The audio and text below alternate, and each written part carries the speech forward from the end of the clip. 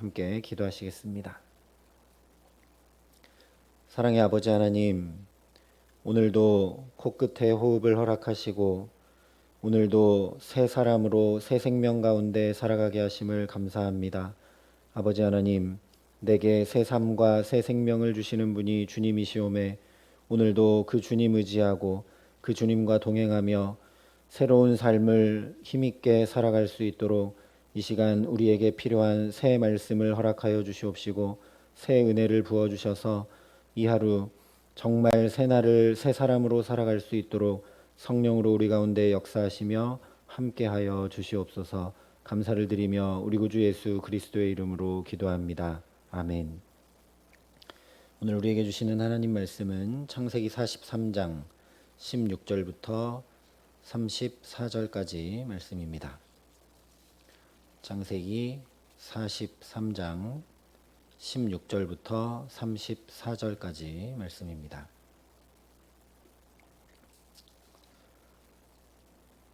창세기 43장 16절부터 34절까지 말씀을 제가 봉독해 드리겠습니다. 하나님의 말씀입니다. 요셉은 베냐민이 그들과 함께 있음을 보고 자기의 청지기에게 이르되 이 사람들을 집으로 인도해 드리고 짐승을 잡고 준비하라. 이 사람들이 정오에 나와 함께 먹을 것이니라. 청지기가 요셉의 명대로 하여 그 사람들을 요셉의 집으로 인도하니 그 사람들이 요셉의 집으로 인도되매 두려워하여 이르되 전번에 우리의 자루에 들어있던 돈의 일로 우리가 끌려드는도다.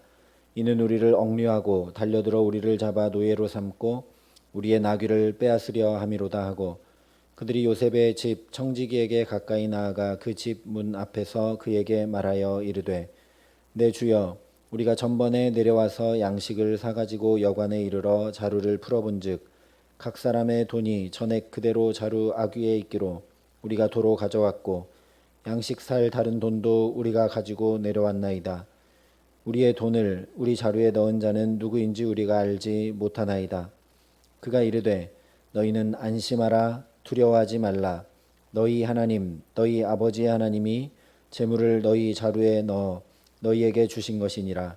너희 돈은 내가 이미 받았느니라 하고 시므온을 그들에게로 이끌어내고 그들을 요셉의 집으로 인도하고 물을 주어 발을 씻게 하며 그들의 나귀에게 먹이를 주더라. 그들이 거기서 음식을 먹겠다 함을 들었으므로 예물을 정돈하고 요셉이 정오에 오기를 기다리더니 요셉이 집으로 오매 그들이 집으로 들어가서 예물을 그에게 드리고 땅에 엎드려 절하니 요셉이 그들의 안부를 물으며 이르되 너희 아버지 너희가 말하던 그 노인이 안녕하시냐?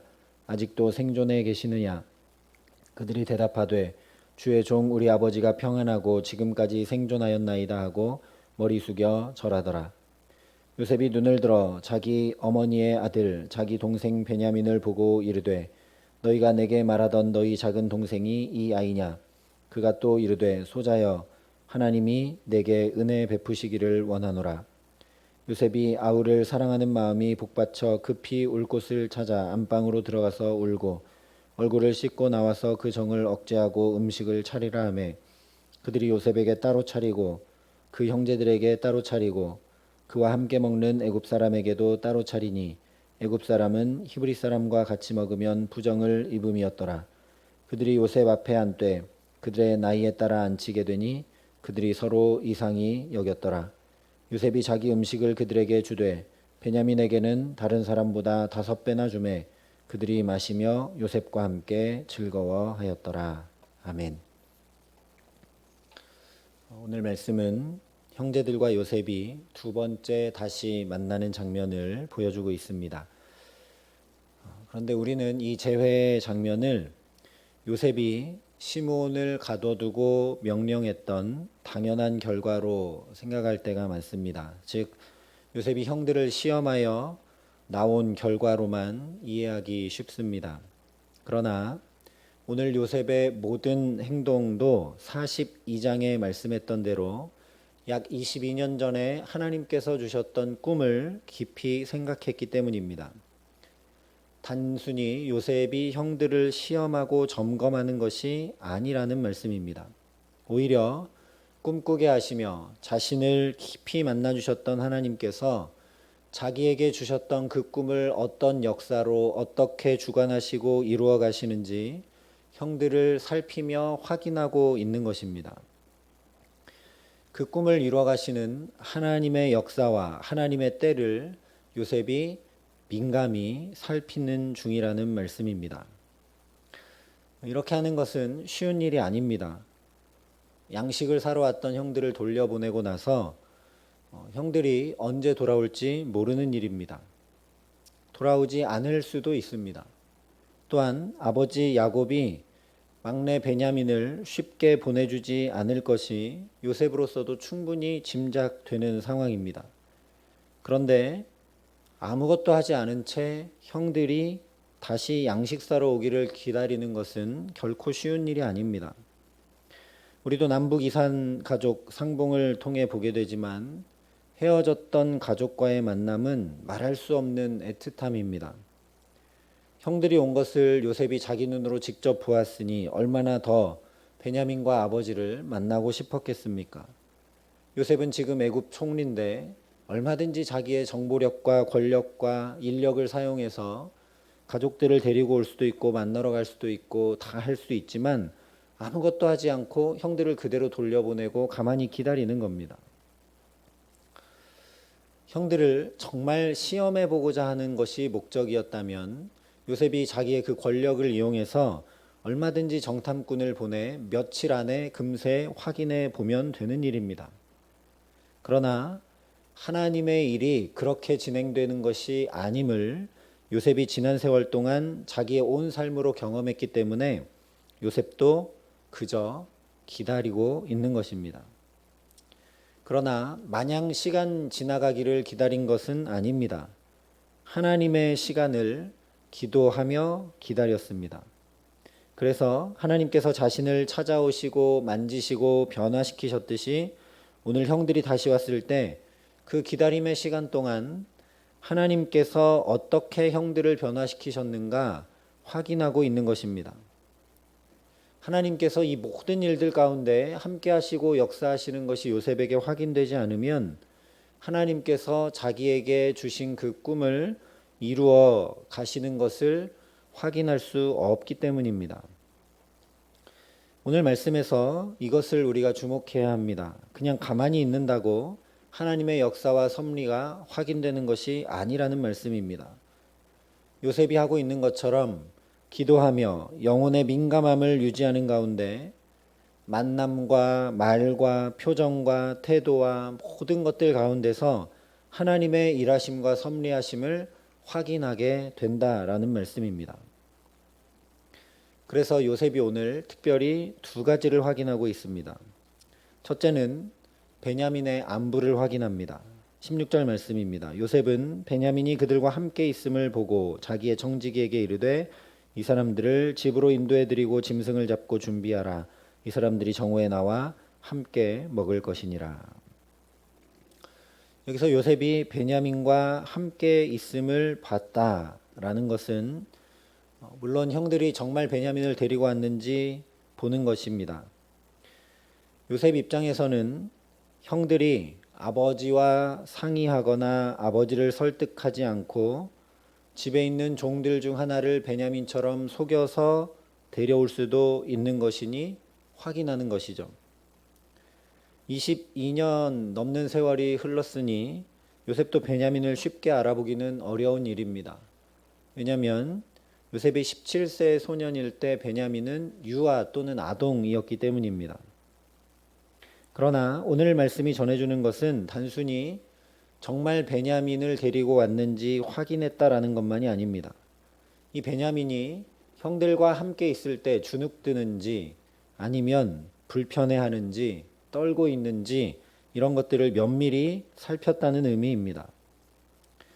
왜냐하면 형들이 요셉 자신과 함께 있을 때 얼마나 미워했는지 잘 알기 때문입니다. 형들은 요셉에게 편안히 말할 수 없었습니다. 그러니 아버지 야곱이 자신을 잃어버리고 남아있는 베냐민 하나, 그 베냐민을 어떻게 편애하고 어떻게 품에 끼고 살았을지 뻔한 일이기 때문에 하나님이 역사하시지 않는다면 형들이 베냐민을 자기처럼 대할 것이 뻔한 일이기 때문입니다. 그래서 불편하게 있는지 편안하게 있는지를 면밀히 살피는 것이고 34절에서 한 가지를 더 확인합니다. 요셉이 자기 음식을 그들에게 주되 베냐민에게는 다른 사람보다 5배나 주매 그들이 마시며 요셉과 함께 즐거워하였더라. 베냐민에게는 다른 형제들과 달리 음식을 5배나 주었습니다. 애굽에서는 5이 완전수입니다. 그렇게 형들과 일부러 차별을 두고 베냐민을 환대했는데 형들이 그것을 시기하거나 질투하거나 하지 않습니다. 자기를 팔아 넘겼을 때의 형들의 모습과는 전혀 다른 모습을 요셉이 보고 있는 것입니다. 이것들을 통해 요셉이 하나님의 역사하심을 형들을 통해 확인하는 것입니다. 함께 있는 자리에서 어떤 모습인지, 식사할 때 어떤 모습인지 면밀히, 세밀히, 민감히 요셉이 보고 있는 것입니다. 두 번째로는 아버지 야곱의 안부를 확인합니다. 27절 말씀입니다. 요셉이 그들의 안부를 물으며 이르되 너희 아버지 너희가 말하던 그 노인이 안녕하시냐 아직도 생존해 계시느냐. 이것은 물론 오랫동안 사랑하는 아버지를 보지 못하고 타향살이를 억지로 했던 요셉의 사무치는 그리움이기도 합니다. 그러나 이 역시 형들의 변화를 통해 하나님의 역사하심을 살피는 일입니다. 만약 야곱이 죽고 없다면 형들이 아버지의 신뢰를 얻고 베냐민을 데려온 것인지 아닌지 확인할 길이 없습니다. 야곱이 죽고 없다면 그냥 형들 마음대로, 형들 계획대로 베냐민을 데리고 오면 되기 때문입니다. 요셉과 함께 있을 때 형들의 모습은 아버지의 신뢰를 받지 못했던 모습이었습니다. 그래서 요셉을 형들이 양치는 세겜으로 아버지 야곱이 보낼 수밖에 없었던 것입니다. 그러나 아버지 야곱이 여전히 살아 계신다면 베냐민을 데리고 온 것 자체가 형들이 아버지의 신뢰를 받는 자리로 변화되었다는 반증이 됩니다. 베냐민을 정말 너무너무 보내기 어려운 야곱의 입장이기 때문이죠. 그런 야곱을 형들이 설득하고 신뢰를 얻지 않았다면 결코 베냐민을 데리고 올 수 없는 것입니다. 그런데 요셉이 다른 어떤 것보다 이 두 가지를 확인하고 있는 가장 중요한 이유는 처음 말씀드린 대로 요셉이 하나님 주신 꿈을 여전히 놓지 않고 생각하고 있기 때문입니다. 하나님께서 주신 꿈이 그대로 이루어지려면 반드시 베냐민이 와야 하고 아버지가 살아 계셔야 하기 때문에 이 두 가지를 확인하는 겁니다. 오늘도 형제들이 자기에게 절했으니 첫 번째 꿈은 2번이나 확인된 셈입니다. 그러나 두 번째 꿈은 아직 이루어지지 않았습니다. 두 번째 꿈은 해와 달과 11별이 절하는 꿈이었습니다. 그러니 먼저 베냐민이 와야 11별이 완성이 되는 것이고 또한 아버지가 살아계셔야 두 번째 꿈이 온전히 이루어질 수 있습니다. 그래서 베냐민의 안부와 아버지의 안부를 오늘 요셉이 살피는 것입니다. 그래야만 하나님께서 두 번째 꿈도 이루어 가실 것임을 기대하고 소망하며 확신할 수 있기 때문입니다. 그래서 오늘 우리가 주목해야 할 것은 바로 하나님을 향한 민감함입니다. 겉으로 보기에 요셉이 형들을 향한 민감함을 가지고 이것도 저것도 다 시험하고 들추는 것처럼 보이지만 사실은 살펴본 것처럼 형들을 향한 시험이나 또는 점검이 아니라 하나님을 향한 민감함입니다. 그 증거가 23절에 기록된 요셉의 청지기의 말에 드러납니다. 그가 이르되 너희는 안심하라 두려워하지 말라 너희 하나님 너희 아버지의 하나님이 재물을 너희 자루에 넣어 너희에게 주신 것이니라 너희 돈은 내가 이미 받았느니라. 지금 이 청지기의 말은 청지기의 말이 아니라 요셉의 지시가 틀림없습니다. 애굽 사람인 청지기가 이런 이야기를 술술술 하기는 어려운 일이죠. 형들이 자루 속에 돈 이야기를 할 것을 미리 알고 요셉이 청지기에게 할 말을 가르쳐 준 것입니다. 또한 베냐민을 향해서 베냐민이 맞는지 형들에게 묻고 확인한 다음에 곧바로 하나님이 은혜 베푸시기를 원한다고 축복합니다. 요셉은 이처럼 여전히 계속 하나님을 이야기합니다. 하나님을 향한 그의 중심이 전혀 변함이 없습니다. 이것은 이전에 팔려가고 종살이하고 누명 쓰고 옥에 갇히고 심지어 애굽 총리가 되었을 때보다 어쩌면 더 어려운 일입니다. 애틋한 가족의 일이기 때문입니다. 감정적으로 치우치기 정말 쉬운 상황입니다. 게다가 눈앞에 베냐민까지 왔습니다. 아버지의 살아계심도 확인했습니다. 그러니 이렇게 자신을 드러내지 않으며 객관적으로 하나님만 바라보고 하나님의 행하심만 확인해 나가는 것은 정말 어려운 일입니다. 정말 여기까지 나는 요셉입니다 라는 소리가 찼을 것 같고, 저 같으면 그런 거 확인하기 전에 내가 요셉이라고 다 밝혔을 것 같습니다. 그런데 요셉은 이렇게 하나님 앞에 중심을 가지고 끝까지 내 힘과 능력과 지혜가 아니라 하나님이 행하심을 기다리며 확인해 나갑니다. 그러자 요셉에게 하나님께서 정말 샬롬, 평강을 주십니다.